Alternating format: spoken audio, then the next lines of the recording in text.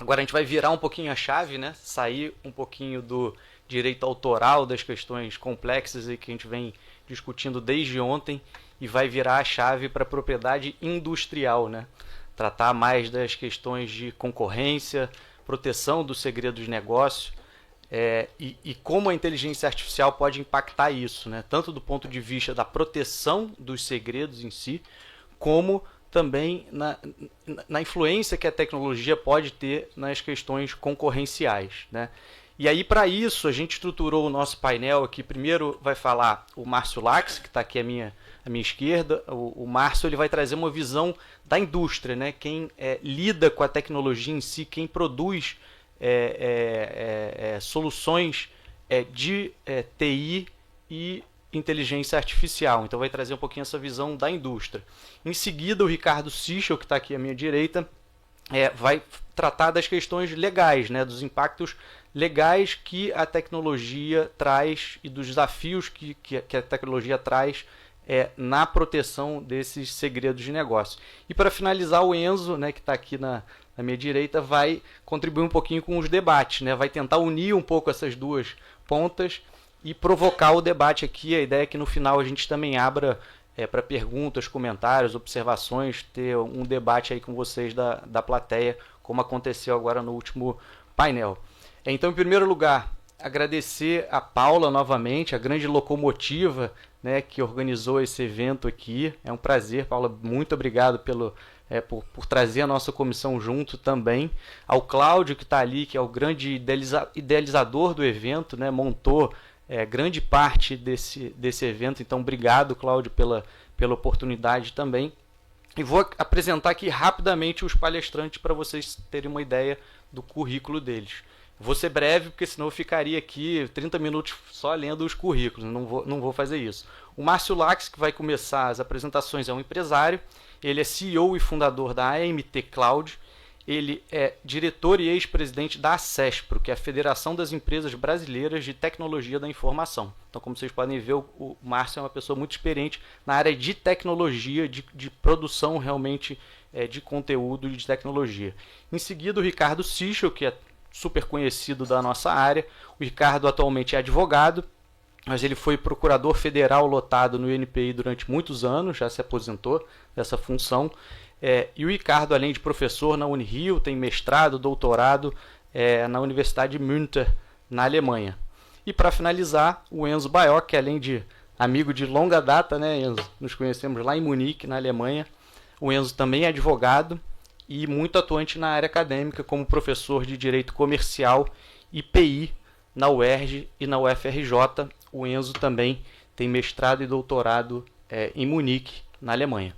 Então, gente, sem maiores demoras, aqui eu passo a palavra ao Márcio para fazer a exposição dele e trazer um pouquinho essa visão da indústria para a gente seguir com os debates. Obrigado.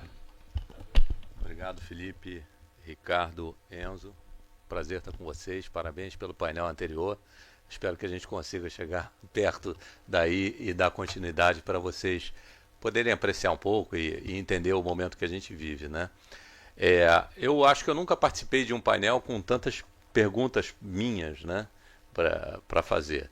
E eu acho que a OAB ela é muito feliz em trazer esse debate tão contemporâneo, ou tão presente no nosso dia a dia. E essa presença, às vezes, a gente perde, a gente não tem ideia do tamanho do que está acontecendo. Eu tive a sorte também de ter a presença aqui da Maria Luísa, que é minha mentora na área de inteligência artificial e nessa parte, que é exatamente a especialidade dela. Como eu falei para vocês, eu tenho muitas perguntas aqui e a gente bateu um papo antes de conversar com vocês aqui. E a gente preparou o que cada um poderia trazer sobre os assuntos. A minha primeira pergunta é o seguinte: quanto da definição do conhecimento é necessário para a gente entender o que é segredo, né? Na verdade, por que essa pergunta? Porque a inteligência artificial é mais uma ferramenta que o homem criou, né? Só que é uma ferramenta que automatiza o conhecimento. Então, quando o Carlos falou do plágio do Roberto Carlos que pode ser feito, na verdade, a inteligência artificial era capaz de capturar dados de todas as formas, a ponto de dizer qual é a melhor palavra, qual é o papel do azul e é capaz de medir, a tecnologia é capaz de medir como é que se comportam as pessoas, como é que as pessoas são afetadas com tudo isso. É porque a gente já sabe que o Roberto Carlos é um sucesso, né? Mas a inteligência vai muito além disso, ela é capaz de capturar todos esses dados de um lado e de outro. E então, o que a gente pode ver aqui, e seria interessante a gente entender, como é que a gente chegou nesse ponto, né? A raiz disso tudo chama-se algoritmo. O que é algoritmo? O algoritmo sempre existiu. O algoritmo é uma sequência de ações que são executadas. Não tem o nome computador aí para definir o algoritmo, não tem o nome tecnologia. Eu posso ter um algoritmo para beber água, que é uma sequência de ações que eu faço para beber água. O que acontece? A computação veio, e sempre na tentativa de imitar o humano, ela começou a se chamar o cérebro eletrônico. Então, lá na década de 50, se inventou um computador que era uma máquina capaz de armazenar 2 únicos registros. Tem energia, voltagem ou não tem voltagem. E por isso binário. E o binário se contrasta com o nosso sistema decimal. E o nosso sistema humano é muito maior do que o decimal. A gente processa muito mais informações do que isso. Só que o que acontece? O aumento da capacidade computacional permitiu que a gente conseguisse automatizar o conhecimento, né? Isso se dá como? Tem de um lado tem o vetor da capacidade computacional, com termos que vocês são familiares hoje, como a expansão, a elasticidade que a nuvem permite. Mas como é que a gente chegou nesse ponto? A gente chegou nesse ponto, na década de 50, o primeiro computador saiu da academia e foi utilizado como uma aplicação, começou como aplicações comerciais, aplicações repetitivas e tal. E para vocês entenderem essa história, ele já era chamado de cérebro eletrônico, e o que pouca gente sabe aí, que o mais caro disso tudo era o prédio para segurar esse computador. Era um prédio que tinha que ter até controle sísmico, porque se tremesse, os circuitos eram tão estáveis que eles não iriam funcionar. E fazia muito pouca coisa. E como é que ele faz? Ele faz através de algoritmos. Quem faz os algoritmos são os programas e os programadores. Só que esse computador da década de 50 era muito menor do que os celulares que a gente tem hoje. Então a capacidade de programação era mínima, né? A gente não tinha nada o que programar lá, porque não tinha recurso de máquina e era muito pouca coisa. Pequenas somas, pequenas transações que se faziam, mas que se repetiam muito, né? Então, isso tudo evoluiu. O que eu falei para vocês, que é a lógica binária do estado da matéria, foi descoberto os circuitos integrados, né, os chips, e esses chips começaram uma corrida de melhoria, que foi conhecida como Lei de Moore. Esse tal de Moore foi o fundador da Intel. E o que eles conseguiam era aumentar a capacidade, a integração desse chip com um número maior de circuitos e fazendo um processador cada vez menor e mais rápido, né? E mais potente em termos de processamento e armazenamento. Isso chegou no limite, né? No limite da integração, porque a matéria é composta de átomos e eles conseguem manipular até 8 átomos. É um absurdo onde a tecnologia chegou. E com isso tudo, a gente teve...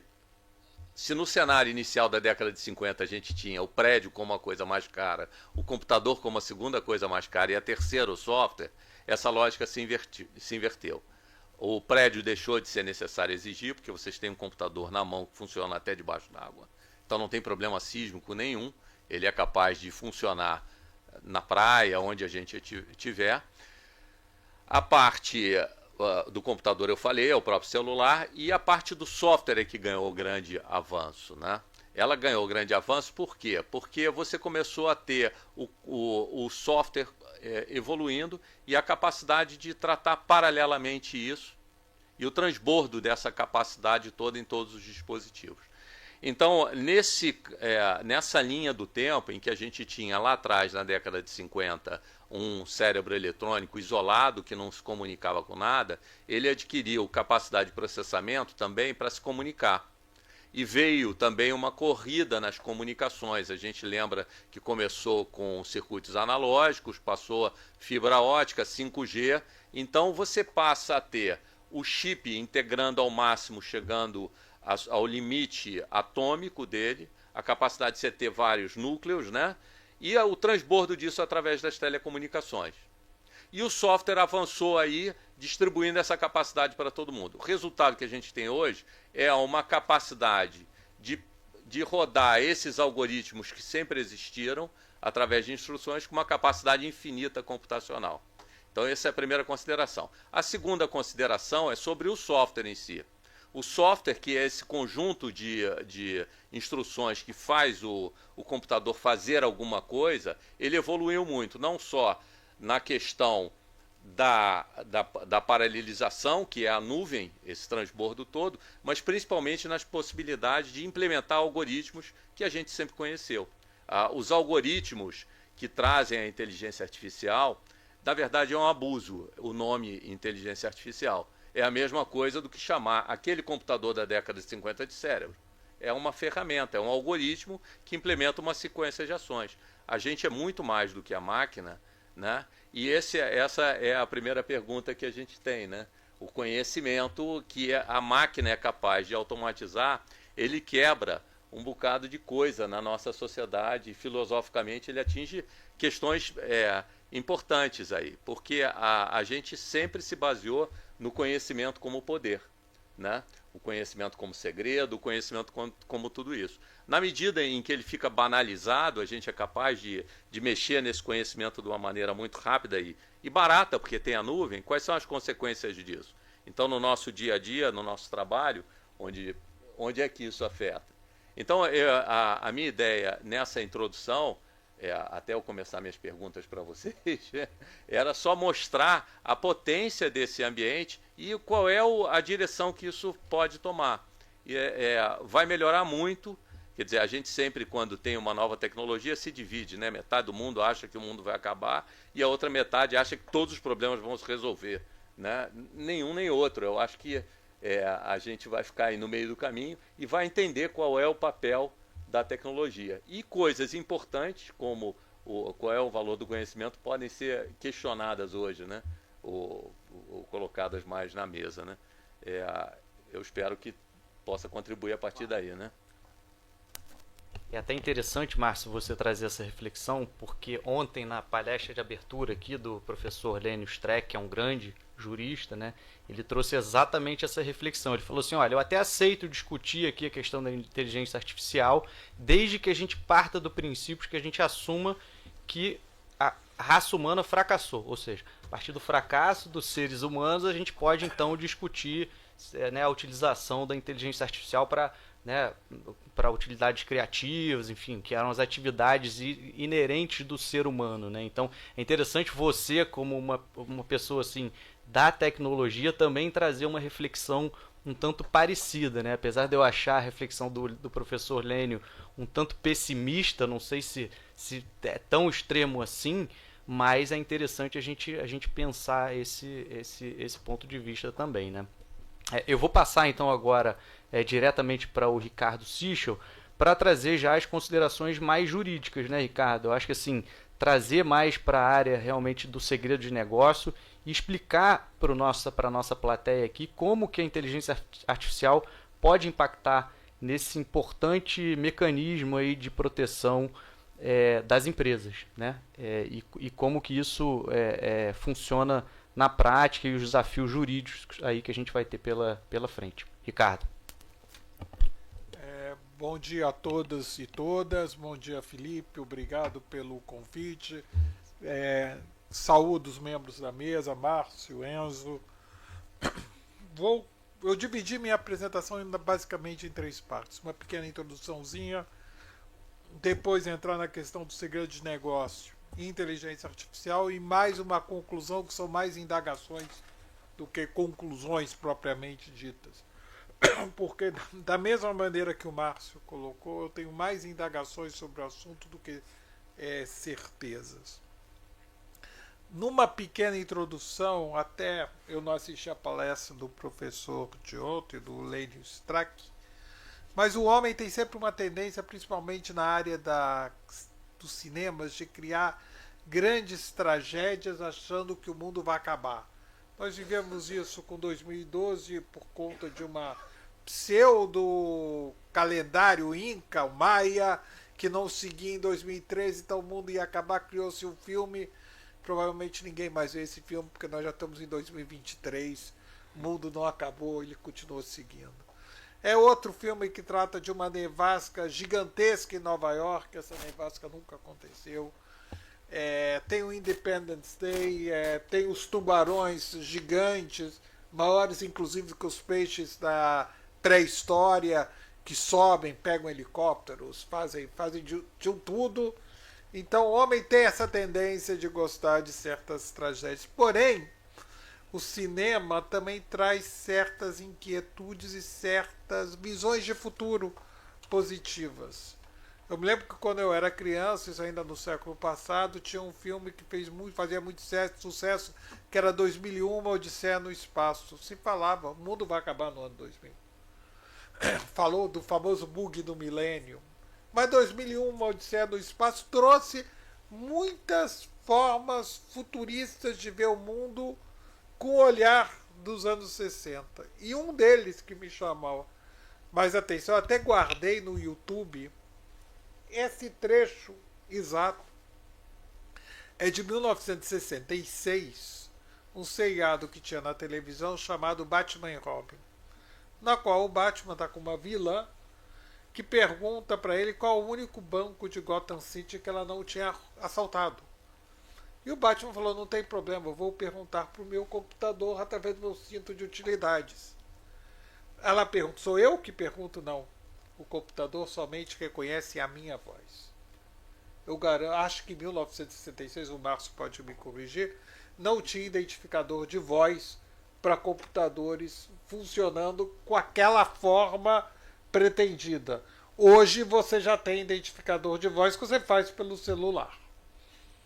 Então, é uma forma de você tentar antever um futuro sem criar um monstro. E quando você fala nisso, você fala em segredo de negócio, passando para o segundo tópico, isso não é nada de novo. A fórmula da Coca-Cola é um segredo de negócio centenário. Eu estava fazendo meu mestrado na Alemanha quando, naquela ocasião, uma pessoa se dirigiu à PepsiCo nos Estados Unidos dizendo, eu tenho o segredo, a fórmula da Coca-Cola na minha mão. Muito bem, o senhor aguarda aqui um instantinho. Isso é uma matéria jornalística, não tinha internet, ainda estava nos primórdios.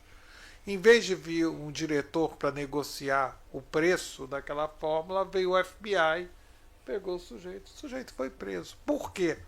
O segredo de negócio no Brasil, como no mundo, ele é protegido, vamos dizer, da forma negativa.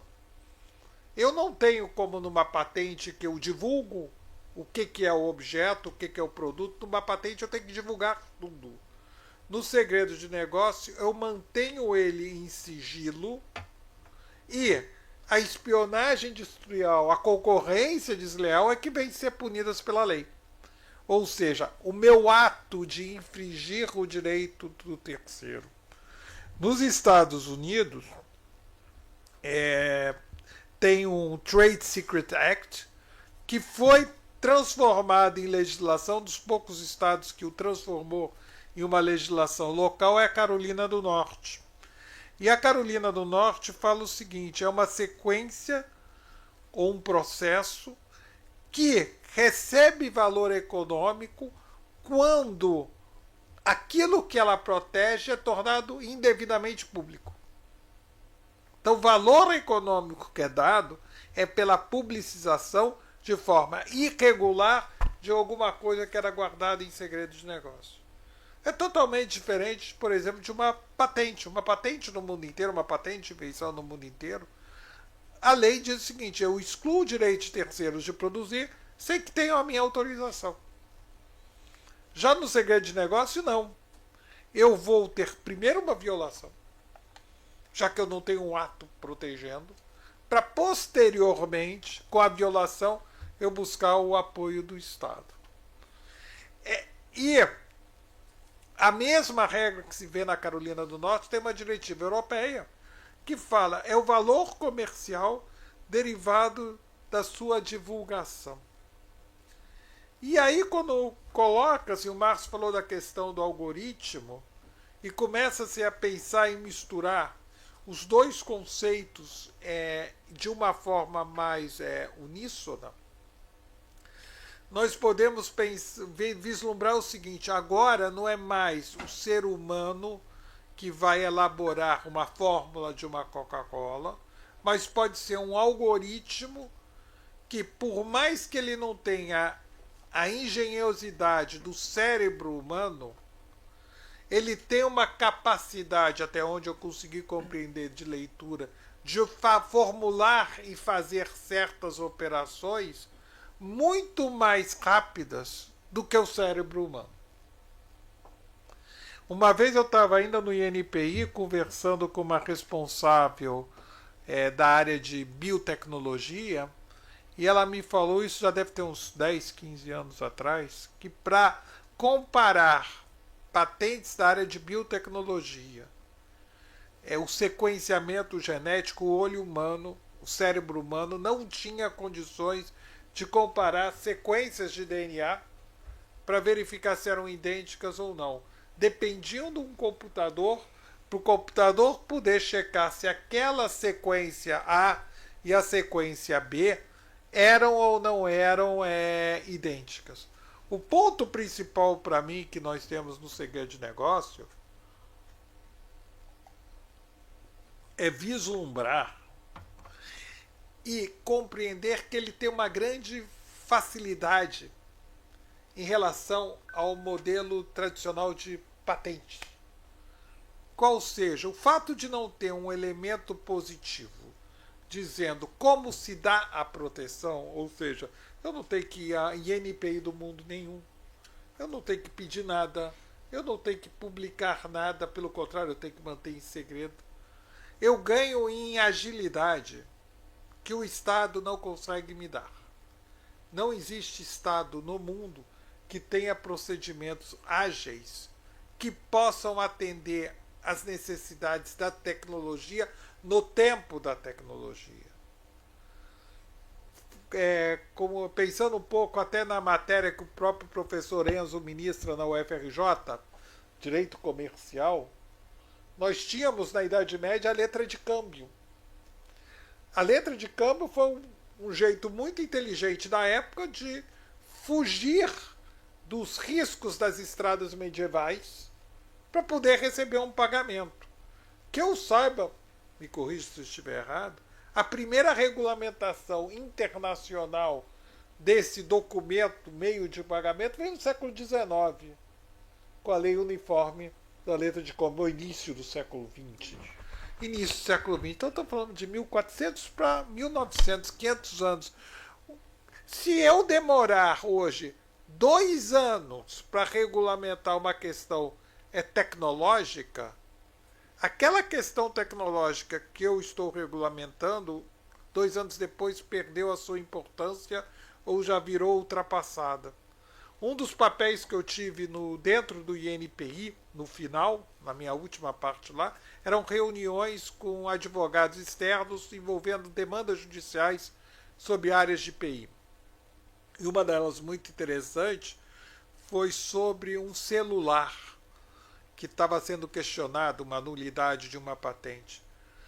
O tempo que demorou para aquela patente ser expedida, o celular entrou no comércio, saiu do comércio, e quando se questionava a validade ou não validade dele, já não havia um produto sendo comercializado, porque se falava de uma geração na qual provavelmente nem mais o juiz, nem mais os peritos tinham condição de retornar sua cabeça para o momento em que aquilo era novo, para compreender o que aquilo era naquele determinado momento. É como se eu voltasse hoje na área de música e retornasse para a indústria dos LPs. LPs foram um momento. E a coisa foi sofrendo uma evolução. É capaz de hoje ainda termos LPs, mas não conseguimos mais CDs e outras mídias que apareceram e desapareceram com o sabor da evolução, com o sabor da evolução tecnológica. E aí nós chegamos para a parte da inteligência artificial nisso tudo. Não é uma tragédia, o ser humano vai ser devastado por um exterminador do futuro que vai ter capacidade própria, mas é uma fórmula ou um mecanismo de se ver a evolução da tecnologia que segue o seu ritmo, e dentro desse ritmo que ela segue, ela busca soluções para momentos e situações atuais do ser humano. Se nós provavelmente voltássemos uns 200, 300 anos atrás, o ser humano, em média, vivia 40 anos, 50 anos no máximo. Nós dois já estaríamos no mundo de lá. Então, certas doenças que hoje se tem, até por conta da maior longevidade do ser humano, naquela época não era um tema principal. Se morria de tuberculose, se morria de varíola, pneumonia, gripe espanhola. Tudo isso foi acometendo o ser humano ao longo da sua vida. Que a cada momento se deu uma terapia, uma nova fórmula para resolver uma determinada moléstia, que foi tornando o ser humano mais longevo. Não sei se melhorou a qualidade de vida, mas se tornou mais longevo.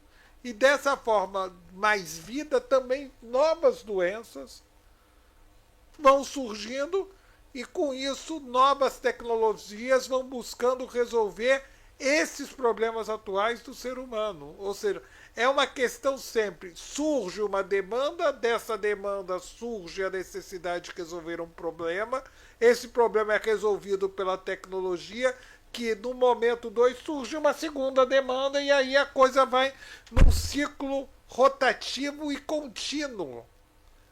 Só vai, aí eu não quero ser trágico nem apocalíptico, só vai terminar ou encontrar o momento final quando acontecer a extinção da raça humana, como aconteceu com os dinossauros no passado. Em algum momento isso provavelmente vai acontecer no futuro. Espero que venha alguma coisa melhor, que pelo menos não faça guerras entre si. Mas essa questão de busca e levantamento e melhora é uma questão contínua. E aí, o uso da inteligência artificial, por exemplo, já está previsto pelo Escritório Americano de Patentes, o SPTO, criou uma classe especial, que é a classe 706, para patentes promovidas por inteligência artificial.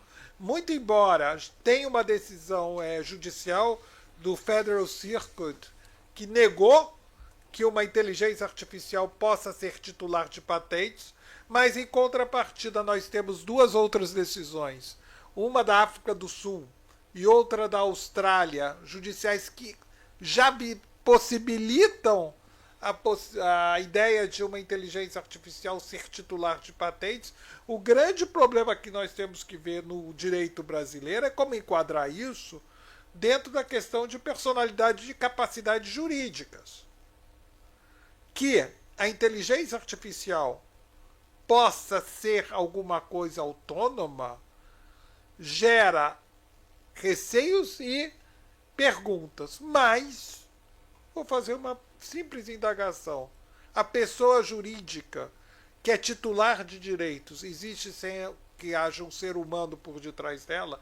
Alguém, por exemplo, a OAB, que ajuiza ações por pessoas que não cobram, funciona sem que haja um ser humano dentro da OAB que dê um comando, da mesma maneira que a empresa, tua empresa, ela existe como pessoa jurídica, mas ela existe porque tem um ser humano atrás dela que vai agir em nome daquela pessoa jurídica. Então, por que não usar a mesma linha de raciocínio para a inteligência artificial? E aí eu vou chegando perto da minha conclusão, até para que nós tenhamos o tempo de um debate, e eu tenho mais preocupações do que conclusões objetivas. Primeira preocupação: o processo legislativo dos estados nacionais, seja Brasil, Estados Unidos, Europa, o direito, ele é um direito do século XIX e direito do século XX início. Ele não evoluiu. O processo legislativo é lento. Câmara, se for Brasil ou Estados Unidos, Senado, volta para a Câmara se tiver alterações, Senado, Presidência da República, vetos ou não vetos. O direito está esquecendo que ele existe não por si próprio. O direito não é em si mesmado. O direito tem a sua função e tem seu sentido de ser se ele conseguir resolver os problemas da sociedade. A solução dos conflitos sociais. Não para si próprio. O advogado e o juiz não gostam de ouvir muito isso. Mas o direito existe para resolver o problema da sociedade. Não é para ser ele em si mesmado. Então o direito tem que ter uma revisão de suas formas de ação, sem arranhar em nada questões relacionadas ao Estado Democrático de Direito. Ou seja, os processos têm que ser agilizados para que soluções legislativas ocorram em tempo hábil de resolver problemas tecnológicos atuais e não problemas tecnológicos que, quando uma vez equacionados, já são obras de museu. E isso também passa pela própria estrutura do Poder Judiciário. Os juízes, hoje em dia, falando do caso brasileiro, juiz federal e juiz estadual fazem concurso de toda a gama do direito, quase que uma clínica geral. Só que hoje não tem, os escritórios de ponta não fazem clínica geral. Faziam talvez no passado. Se eu chegar no teu escritório dizendo que eu tenho uma reclamação trabalhista, você provavelmente vai me dizer, não é a minha área. Ah, eu tenho um problema penal, eu atropelei o cachorro, o pet da minha vizinha. Você vai dizer, também não é meu problema, tem aqui, até por alguma causa eu posso conhecer o fulano de tal, Beltrano. Imaginar que um ser humano tem a capacidade de conhecer todo o direito do ambiental, tributário, propriedade intelectual, civil, comercial, penal e se manter atualizado nisso aí para julgar questões ligadas a blockchain ou moedas outras virtuais que estão bitcoins da vida, estruturas financeiras, é querer imaginar um super-homem que não existe. Então isso vai ter que sofrer uma alteração, uma visitada para rever um novo poder judiciário, uma nova forma de acesso ao poder judiciário, que transforma o juiz num conhecedor, para que ele não fique refém de assessores ou refém de advogados que saibam mais do que ele, porque o juiz é um generalista e o advogado um especialista. O juiz tem que ser um especialista também. E por último, eu acho que é um drama latino-americano. O conhecimento é um poder, sim, mas ele é um poder que pode ser bem utilizado se ele promover a inclusão social. Enquanto nós tivermos, como nós temos a sociedade brasileira, a sociedade daqueles que têm, com aqueles excluídos de todo o processo do conhecimento, que por conta da exclusão não conseguem ingressar no mercado de trabalho competitivo porque não tem a oportunidade e o acesso à educação e acabam fazendo ou se submetendo a condições de trabalho que não geram riqueza, são trabalhos mais simplórios, sem nenhum preconceito contra trabalhos simplórios ou não simplórios. O trabalho é sempre digno.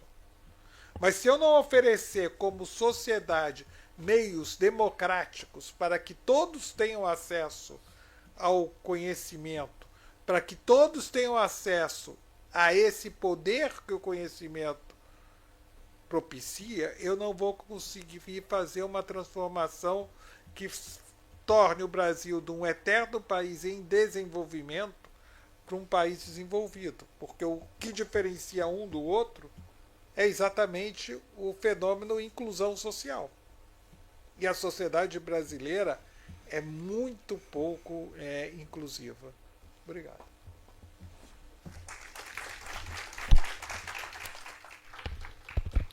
Obrigado, Ricardo, pelas reflexões também. Acho que é bem interessante ouvir, né, os desafios que isso traz para a sociedade como um todo, né? E você mencionou um ponto aí relevante que é o próprio judiciário, né? Que é onde vai desaguar, onde podem desaguar essas discussões e realmente a gente está num nível de sofisticação que é difícil exigir de um juiz que entenda, né, o que tá sendo discutido ali por trás. Vou passar agora para o Enzo. Mas e aí, Enzo? Ouvimos aqui um pouquinho sobre o lado da indústria, né? A evolução da tecnologia, como ela chegou. O Ricardo conceituou aqui o segredo de negócio, trouxe as dificuldades lá na ponta, né, do Poder Judiciário. Mas e aí? E a proteção dos segredos de negócio e os desafios que a tecnologia, que a inteligência artificial vai trazer? Conta um pouquinho aí para a gente da sua experiência. São muitos, Felipe. São muitos desafios e são muitas as perguntas que estão faltando aqui, são respostas, né? Bem, meu caloroso bom dia a todas e a todos. Inicialmente, eu gostaria de agradecer os presidentes das comissões, nossa colega Paula, nosso colega Felipe, mas também o Cláudio, pela iniciativa de proporcionar a todos nós esse encontro nesses 2 dias. Minha tarefa é um pouco fácil, um pouco difícil, que eu tenho que sintetizar esses pensamentos, ao mesmo tempo tentar encaixar os meus, né? Quando eu fui convidado pelo Felipe para poder compor essa mesa, eu recebi a mensagem dele com o título dessa mesa: Inteligência Artificial, Segredo Industrial, Concorrência versus Transparência. Eu achei um absurdo aquilo, não comentei com o Felipe, mas estou comentando agora em público, porque me pareceu algo paradoxal. Aliás, mais do que um paradoxo, uma provocação. Inicialmente, levado pelo ímpeto de receber a mensagem ali, a queima-roupa, eu achei quase uma implicância. Mas depois, com calma, eu fiquei refletindo. Falei, não, isso aqui é inteligente, esse título. Antes de mandar alguma resposta atravessada para o Felipe, eu fiquei refletindo e achei bem inteligente o título que foi colocado. Por que isso? Porque quando você fala em segredo de negócio, segredo comercial, segredo industrial, você está tratando de um dos ativos dos bens imateriais que seja o mais nebuloso, o menos conhecido, inclusive por nós, técnicos, advogados, advogadas também, e o mais intangível. Na verdade, é um buraco negro, usando aqui a cosmologia, porque ele traga muitas informações e você não sabe onde é que aquilo está. Ele chupa as informações, mas você não sabe onde é que aquilo está. Por isso que dizer, no título dessa mesa de hoje, que inteligência artificial tem que ter, ao mesmo tempo, concorrência e transparência, isso com segredo de negócio, segredo de comércio e segredo de indústria, isso, para mim, me pareceu um pouco incompatível, Felipe.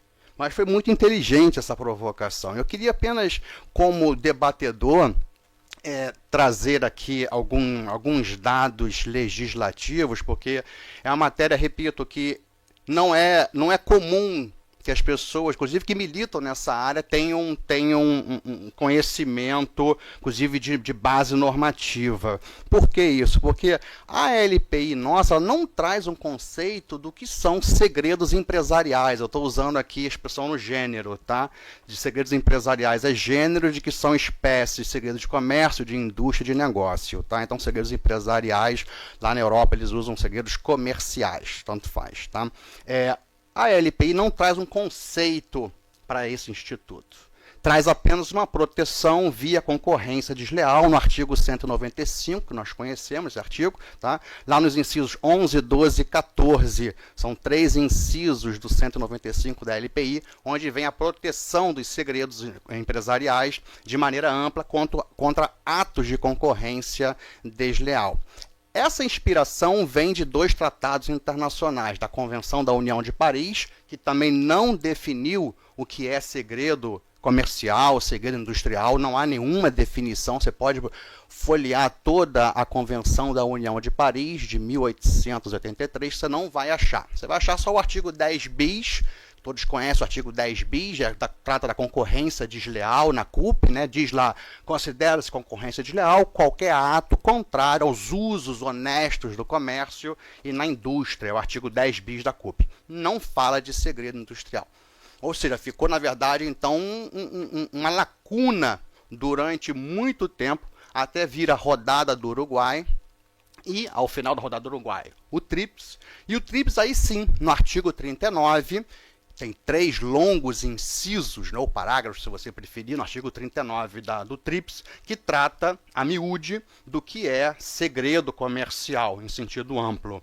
Bem, então a base legal que eu queria dar para vocês, principalmente o TRIPS, artigo 39 e também da LPI. Então procurem na CUP, porque vocês não vão achar. Mas vão achar no projeto de lei do Senado, que o nosso colega Guilherme apontou, projeto de lei 2338/2023, lá nós temos pelo menos 2 artigos do projeto de lei, artigos 26 e 43, que fazem essa interseção entre inteligência artificial e a proteção dos segredos empresariais. O Ricardo mencionou a legislação dos Estados Unidos e da União Europeia. Eu vou só complementar o que o Ricardo comentou. Na União Europeia, esse assunto de segredo industrial e também entrelaçando com inteligência artificial já é relativamente antigo, a gente pode dizer, 2016, tá? Então já são aí praticamente 7 anos, caminhando já para 8 anos de diretiva. Uma diretiva da União Europeia, diretiva 943 de 2016, que trata exclusivamente de segredo de empresa, segredo de negócio, indústria e comércio. Por que os europeus estão tão interessados em voltar a tematizar, a regular o segredo de empresa? Porque eles perceberam que a inteligência artificial não é uma coisa nova, nós vimos aqui o Márcio colocando, mas ela se desenvolveu com tamanha velocidade nos últimos anos que ela serviu como mais um mecanismo, mais uma ferramenta, colocando de maneira ampla, que os concorrentes vão ter em suas mãos para descobrirem, como o Ricardo falou, estou tentando sintetizar os 2 raciocínios, para trazer soluções para as demandas, para os problemas na sociedade. Ocorre que muitas dessas soluções já foram descobertas, mas estão dentro desse buraco negro que é o segredo de empresa, ou seja, tragou essa informação e não sabe onde é que está expelido, em que cosmo, em que espaço sideral isso está existindo. Existe sim, esse é o segredo industrial. Ou seja, o que nós temos agora como um grande desafio é até que ponto, já é quase uma provocação que eu coloco aqui na mesa, até que ponto a inteligência artificial será uma ferramenta útil para a engenharia reversa. Porque nós sabemos que no campo da indústria e do comércio, a engenharia reversa é um mecanismo que é utilizado já há muitos e muitos anos e tempos, na verdade, para você descobrir como o seu concorrente, o seu adversário, vamos colocar assim, porque na indústria bélica também isso é utilizado, para você saber o que o teu adversário, o que o seu concorrente criou para solucionar aquele problema. Quem gosta dessa questão de espionagem industrial, de engenharia reversa, tem vários livros sobre isso. Tá? A engenharia reversa, ela não é dos nossos tempos aqui, ela vem desde a Guerra Fria, ela se acentuou na Guerra Fria, mas lendo um ou outro livro de história, você vai se deparar com relatos interessantíssimos, por exemplo, da história da humanidade, ou seja, realmente não é uma coisa recente. Nas guerras púnicas entre Grande Roma e Cartago, por exemplo, os romanos eram fraquíssimos em navegação, as embarcações romanas eram fracas, e já os cartagineses eram como descendentes dos fenícios, eles tinham uma longa tradição de navegação. O que os romanos fizeram? Pegaram os navios, sequestraram algumas embarcações dos cartagineses, levaram para Roma, refizeram toda a embarcação com engenharia reversa. Eis que na Terceira Guerra Púnica os romanos chegam com uma frota, creio eu, 200 navios, e na Terceira, então, Guerra Púnica, eles conseguem devastar Cartago. Ou seja, esse mesmo modelo antiquíssimo para nós no século XXI também foi utilizado na Guerra Fria.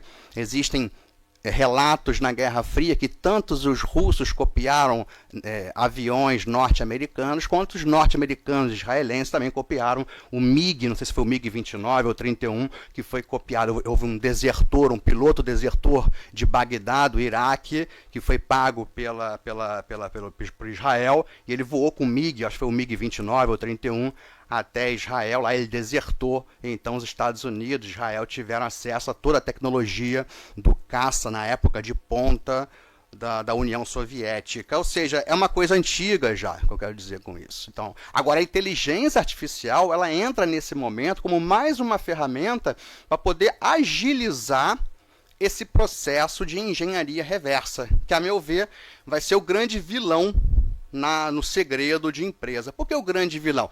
Porque esse é o calcanhar de Aquiles de todo segredo. Por quê?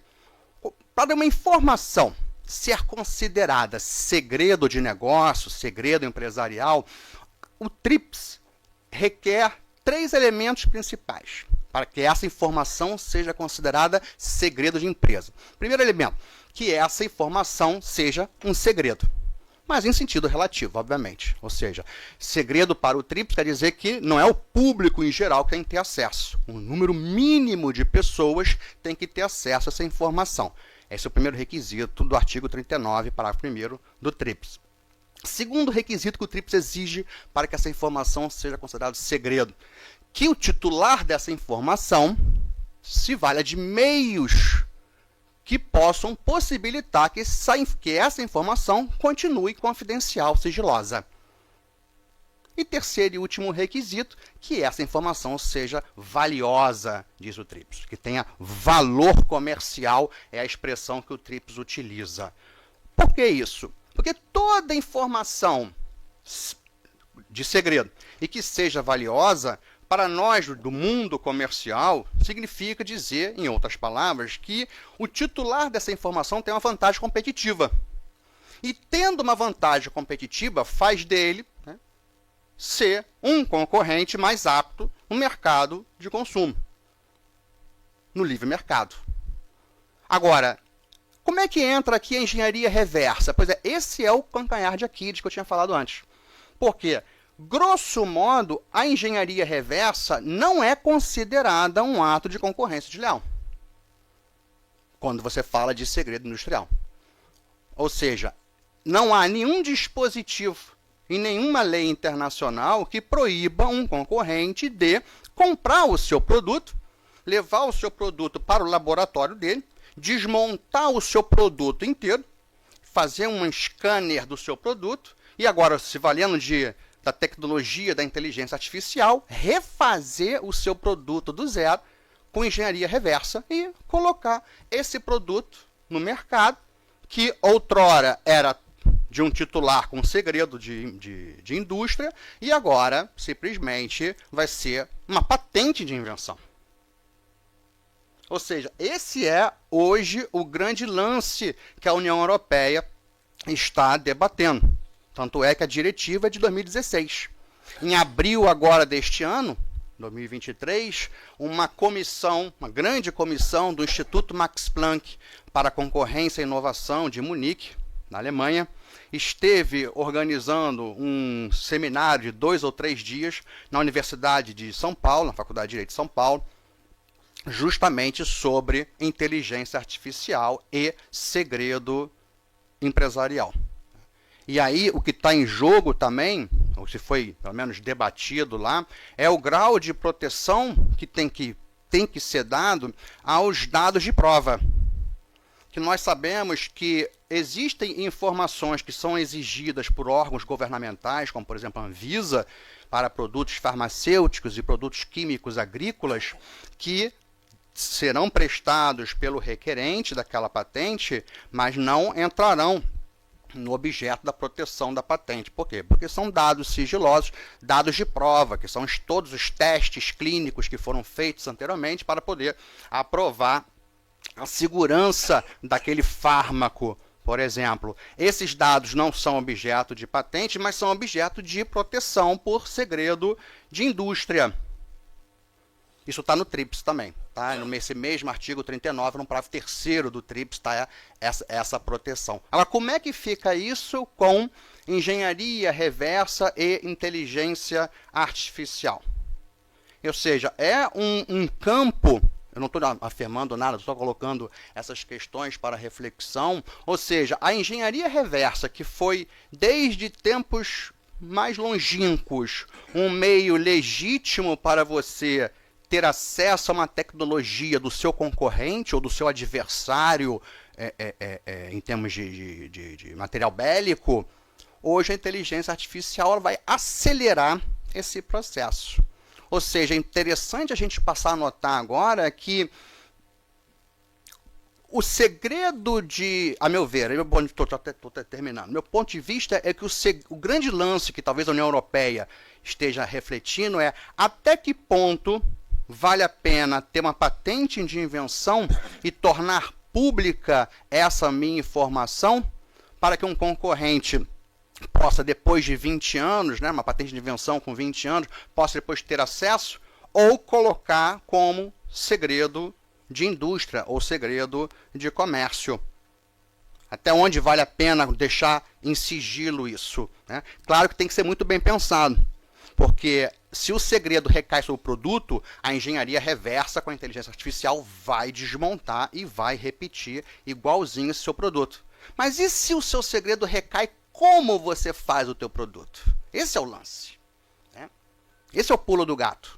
É você ter um segredo de indústria, não do produto em si, mas como você chega a fazer aquele produto que não é objeto de patente.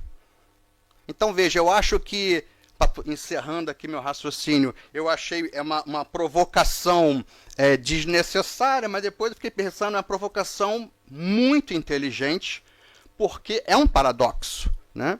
Porque o segredo é o oposto do acesso à informação. Ou seja, quando você tem um segredo de indústria, aquela informação não está em domínio público, nem está no estado da técnica. E você não quer que chegue ao estado da técnica, nem ao domínio público.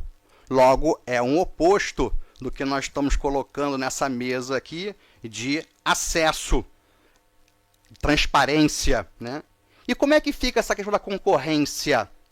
Essa concorrência, ela vai ser leal ou desleal com a engenharia reversa, podendo desmontar qualquer produto que você faça, indústria química, farmacêutica, metal mecânica, não importa, aeronáutica, qualquer produto que você faça, a engenharia reversa agora, impulsionada com a inteligência artificial, ela vai então acelerar esse processo.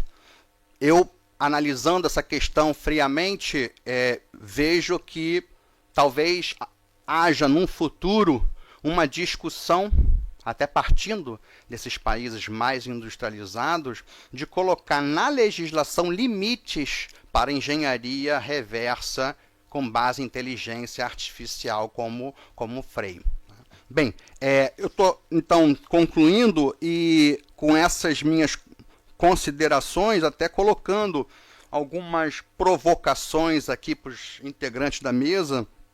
Por exemplo, o Ricardo falou que a pessoa jurídica ela é composta por seres humanos. É verdade, a pessoa jurídica é uma grande ficção do mundo econômico, do mundo do direito. Né? A pessoa jurídica só existe porque dentro dela tem pessoas humanas ali.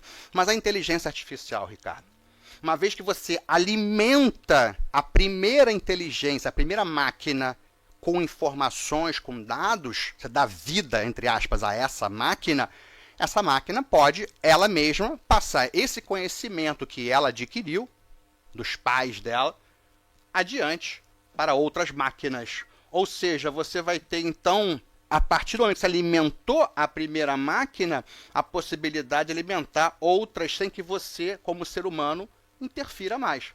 A OAB só existe, esse foi o exemplo do Ricardo, porque nós todos estamos aqui dentro dela. Tem conselhos, tem todos advogados e funcionários e pessoas naturais aqui trabalhando. Se todos nós deixarmos de trabalhar aqui um dia, a OAB, pelo menos em termos de funcionamento, de operação, ela fica inviável. A inteligência artificial, a partir do momento que você alimentou a primeira máquina com aquelas informações, ela vai processar aquelas informações, ela pode, então, ela mesma passar para outras máquinas sem que eu tenha, como ser humano, qualquer interferência. Então, achei muito interessante essa comparação entre pessoa jurídica e inteligência artificial, porque isso vai ter um impacto na indústria. As minhas colocações, Felipe, seriam essas, mais provocações e colocações. Enzo, muito bacana aí as suas colocações e provocações. Eu acho que você traz um ponto que é interessantíssimo, que é futuro, né, que é a questão da regulação. Como talvez o segredo de negócio, como você bem pontuou, é um instituto não tão explorado assim, né, na área de propriedade industrial, como ele provavelmente vai ganhar relevância e provavelmente isso vai gerar uma reação dos reguladores, né, ou dos próprios players de mercado, a indústria como um todo, para estabelecer esses limites, né, da utilização leal, lícita da engenharia reversa, turbinada pela inteligência artificial, né, como você colocou. Mas eu acho que foi super interessante para a gente iniciar os debates, provocar, e por isso eu quero abrir para o público, se tiver algum comentário, observação, pergunta. Então eu vejo que o Valdir está de mão levantada, o Cláudio, Maria Luísa. Então, Valdir, por favor. Bom dia a todos, Valdir Rocha de Verano Advogados. Queria parabenizar os palestrantes e focar aí na dicotomia entre proteção patentária e do segredo de fábrica, em relação ao uso da inteligência artificial para a engenharia reversa. Me parece que a proteção patentária é mais eficaz, porque não permitiria o uso da engenharia reversa para a cópia do produto alheio, né? Então, o segredo industrial me parece mais vulnerável e também se torna obsoleto mais rapidamente, porque, como disse o Ricardo Sichel, um celular 10 anos depois é obsoleto e a ação se torna difícil até de ser julgada, né? Eu tenho um caso de violação de patente de cartões de telefone público, orelhão, que está tramitando há 25 anos no judiciário brasileiro. Então, os especialistas já se aposentaram e alguns já faleceram, né? Então, o desembargador do TJ de São Paulo que decidiu a matéria faleceu, advogados das partes faleceram, e o inventor está muito idoso. Então, mas a patente vigeu por 20 anos, mas nós estamos discutindo a sua validade até hoje, né? A ação de nulidade já transitou julgado e agora a ação de infração, que tem 25 anos, continua tramitando e daqui a pouco ninguém mais vai conseguir entender a disposição das células de ausência e presença de um cartão. Isso para dizer que no segredo de negócio, a engenharia reversa é possível e com a inteligência artificial ela vai ficando cada vez mais fácil, né? Então, só para colocar essa questão da importância da proteção patentária num ambiente em que a inteligência artificial vai revelar tudo. Excelente, Valdir. Essa questão que é muito importante quando se trata de patente versus segredo. no segredo, na patente, você está limitado ao artigo 8º da LPI, que são os requisitos de patenteabilidade. E no artigo 10 da LPI, a própria lei brasileira traz quais são as tecnologias, as informações que não são objeto de patente de invenção ou patente de modelo de utilidade. E aí que entra o grande campo do segredo. Porque o segredo pode englobar informações vantajosas, até mesmo tecnologias que a rigor não são patenteadas ou patenteáveis, e transformá-las em segredo.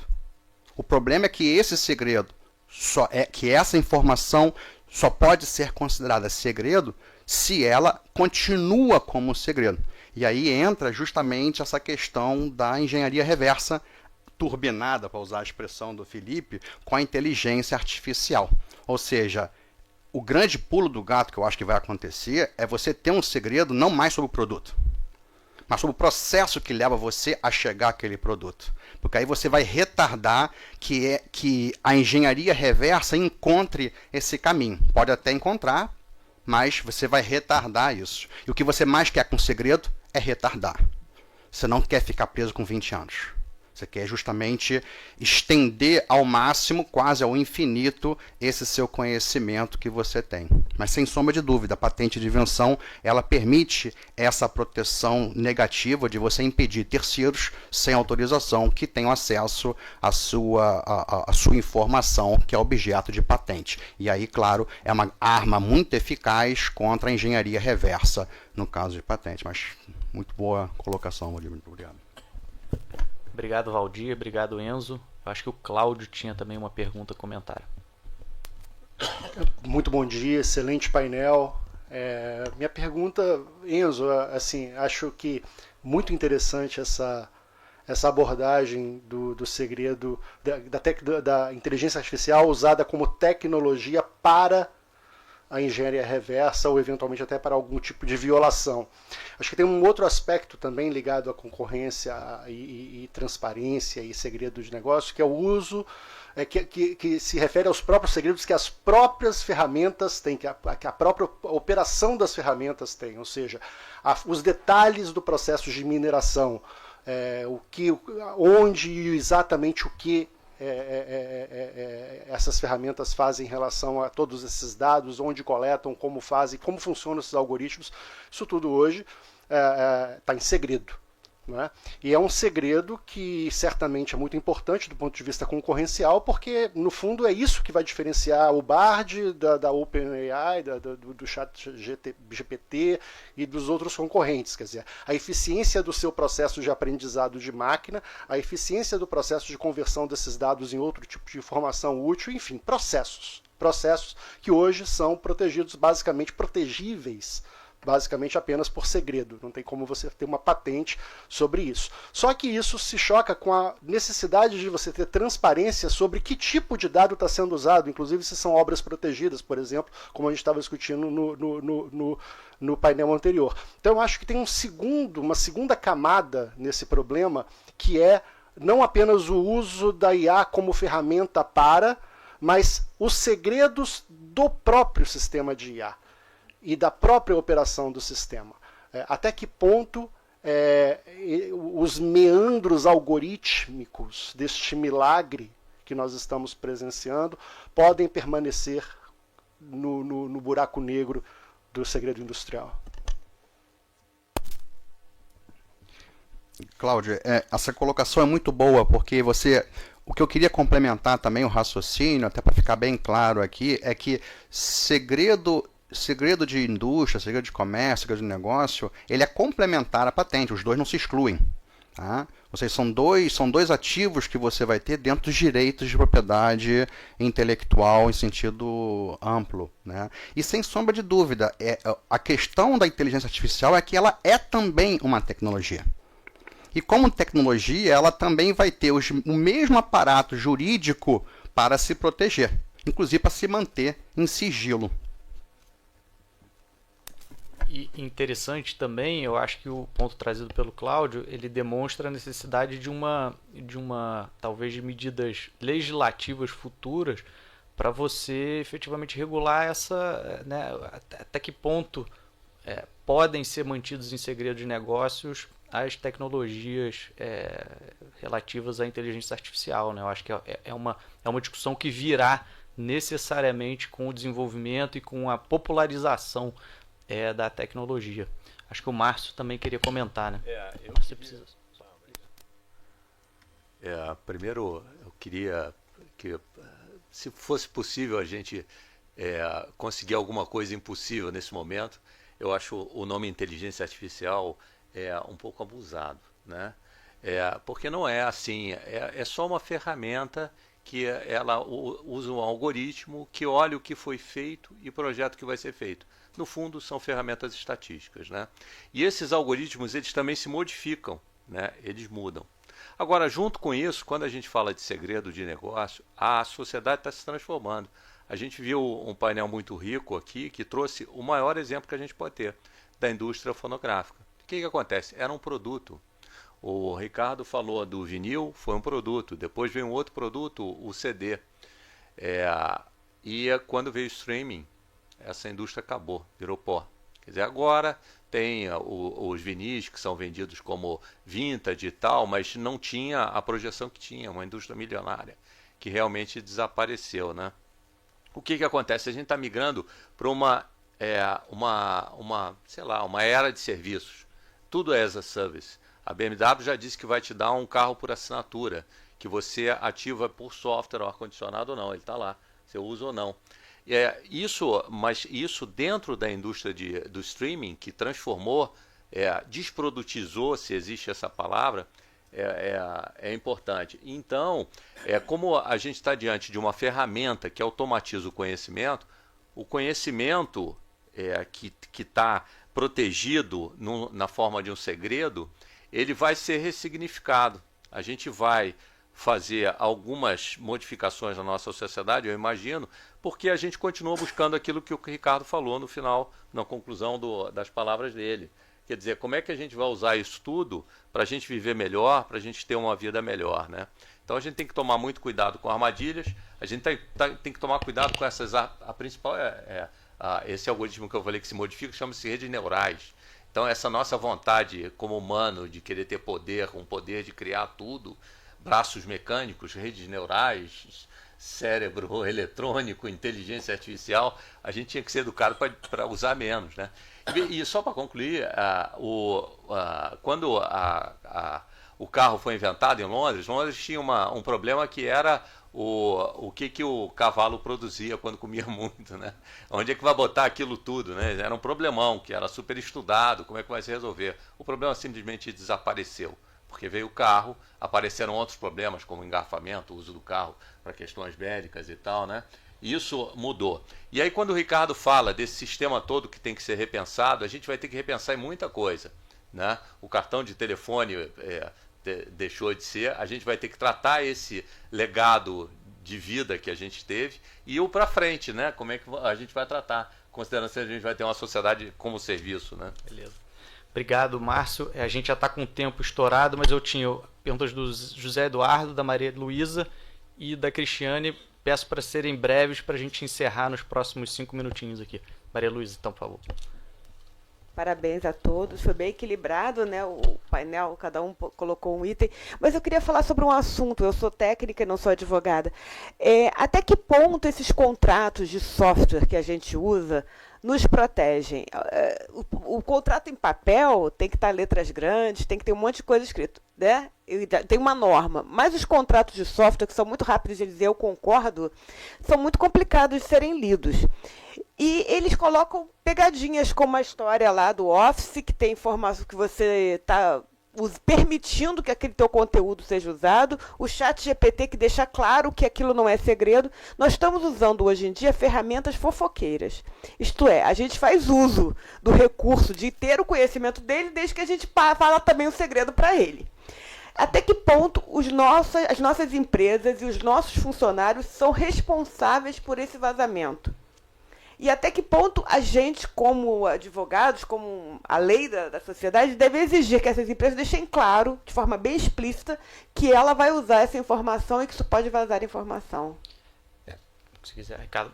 Eu só, Maria Luz, isso eu acho que foi ontem nos painéis, a gente tratou exatamente disso, né? Assim, exemplificou até alguns contratos aqui de aplicativos, e chegamos até a refletir de que muitas vezes você, né, alguns desses contratos prevêem, por exemplo, que os direitos autorais são transferidos para quem lá alimentou a máquina e produziu. Mas a gente chegou à conclusão do seguinte: bom, se nem existe esse direito autoral anterior, né, se existe até esse questionamento eventualmente, como é que você pode transferir, né? Então tem realmente uma dificuldade grande aí nesses contratos de licenciamento. A globalização dessas ferramentas torna difícil que a legislação brasileira, por exemplo, possa interferir sem dúvida. nesse tipo de coisa aqui no Brasil. Sem dúvida, né? sem dúvida. Ricardo, quer complementar? Só um complemento. Quando se fala em contratos e cumprimento de contratos, parte-se também da premissa da boa-fé das partes, ou seja, os contratos foram feitos para serem cumpridos e não os contratos foram feitos para não ser cumpridos. Já houve uma grande evolução, principalmente nessa área de clicar para aceitar, né, principalmente na Europa, quando diz eu aceito os cookies, tem que ficar claro o que são os cookies, que apesar de ter já muito conhecimento, muita gente ainda não sabe. Mas esse movimento dos contratos, esse movimento das regras, principalmente nessa área, não adianta fazer só no Brasil. Isso é um movimento que tem que ser globalizado, porque se eu criar regras extremamente restritivas no Brasil, eu vou para a Argentina. E eu não preciso ir até a Argentina. Eu vou buscar uma proteção lá da minha sala daqui. É a lavagem de PI que o Carlos falou antes. Eu vou. Aí eu vou eu mudo o VPN do meu. Proibir o WhatsApp. Tá, eu mudo o VPN do meu celular, coloco como se eu estivesse nos Estados Unidos ou na Europa. Eu vou receber, ou seja, existe a necessidade de mudar a mentalidade e o direito. Ou seja, o direito, século XX, contrato, compra e venda, final do século XIX, início do século XX, está perdendo um pouco seu sentido para um novo direito. E para provocar também de volta para o Enzo, a inteligência artificial pode se retroalimentar, mas, por exemplo, um país que tem problemas de energia, tirou a fonte de energia, acabou a capacidade dele. Então, caiu a internet. Uma vez eu estava dando uma aula no mestrado, comecei no online, 2 minutos depois estourou o transformador da rua, caiu a internet, caiu o 3G, caiu tudo, e a aula teve que se interromper por falta de rede. Isso aí. Obrigado, Ricardo. Zé Du, tem uma consideração? Eu acho que vai ficar longo, pode deixar. Cristiane, quer fazer alguma consideração? Na verdade, é uma provocação super rápida. Que, Vamos assim, lá. Eu acho que, pegando o que o Sichel falou sobre a definição de segredo de negócio, e eu acho que ela já é complexa, porque na verdade não existe, foi o Enzo acho que também falou, né, que não existe definição, você tem ali os 3 temas, os 3 pontos ali no TRIPS que falam o que precisa existir para que você possa ganhar essa proteção. Então você já começa por uma dificuldade de saber o que é segredo de negócio. A Evelyn até participou também de um caso, que eu acho que você deve estar com esse caso na cabeça, que está terminando agora também, e a gente falava muito assim, segredo de negócio, um formulário, alguma coisa, um manual de instrução, às vezes não necessariamente algo técnico. Mas quando a gente pensa agora em algoritmo, que foi o que ele falou, a gente está ali, tem um código-fonte, às vezes, por trás. Então, assim, como é que você vai dar transparência, né, principalmente se for pensar em Lei Geral de Proteção de Dados? O titular quer entender como é que foi feito aquilo. Como é que você explica isso sem ferir o segredo de negócio, que também está na Lei de Proteção de Dados pessoais? Então, eu acho que é uma questão bem complexa quando você tem um problema de definição. Eu não sou favorável a definir, porque acho complexa essa definição, acho que é difícil fazer essa definição.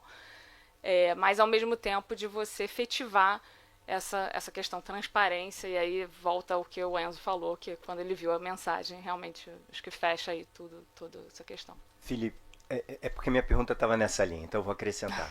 E aí, Enzo, na sua fala, exatamente o que a Cris falou, eu mantenho, e eu queria só acrescentar que na sua fala você usou o termo ativo, né, para definir segredo de negócio, e você falou que o segredo de negócio, o segredo é um antônimo Não, o antônimo do segredo seria a divulgação, e aí a divulgação em si já seria uma violação. Só que aí uma análise assim, alguém pode contra-argumentar que é na linha do que a Cris falou, que seria uma violação só se essa divulgação for para um concorrente. Por quê? Por ser uma proteção à concorrência desleal, você só tem a violação quando há a concorrência.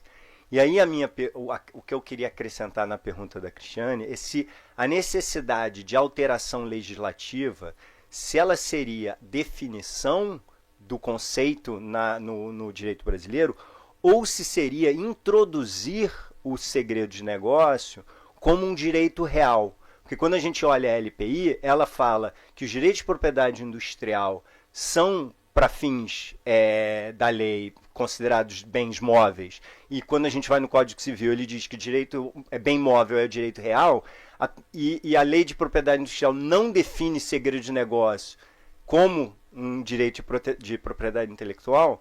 Eu queria saber de você se a alteração seria, ou a evolução legislativa seria uma definição, como a Cris colocou, ou uma alteração da lei para torná-lo um bem, um direito real, e qual o efeito no dever de transparência, que é um direito da coletividade.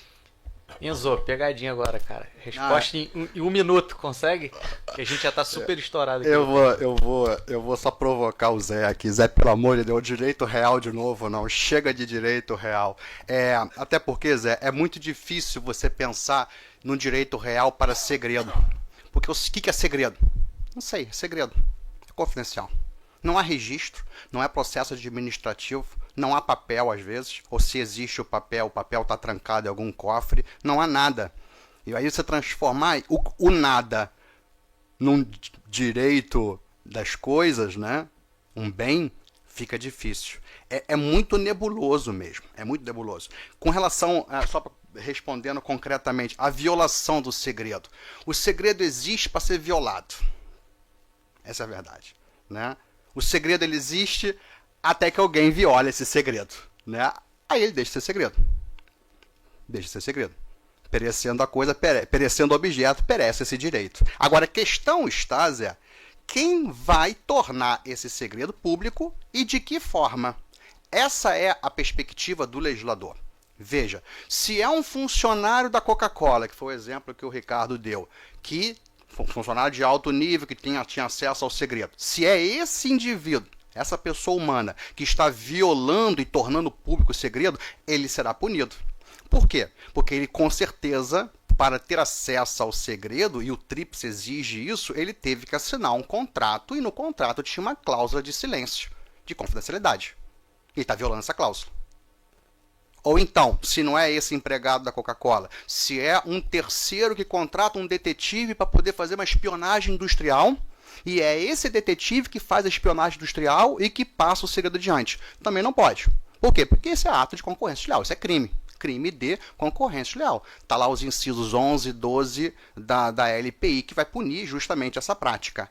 Agora, bem diferente dessa realidade é o segredo, que deixa de ser segredo porque ele se torna público por ação legítima de uma pessoa. Por exemplo, a pessoa não sabe que aquilo é segredo, tem um laboratório dela, tem um problema, ela está buscando uma solução para aquele problema, ela conhece o estado da técnica, porque é objeto de patente, como o Valdir falou, então o estado da técnica é público, então ele tem um problema, tem a demanda, tem o estado da técnica e no laboratório dele está quebrando a cabeça e descobre um meio, uma solução para isso. O que vem a se tornar, então, uma invenção. Se ele vai patentear essa invenção ou não, aí é decisão dele.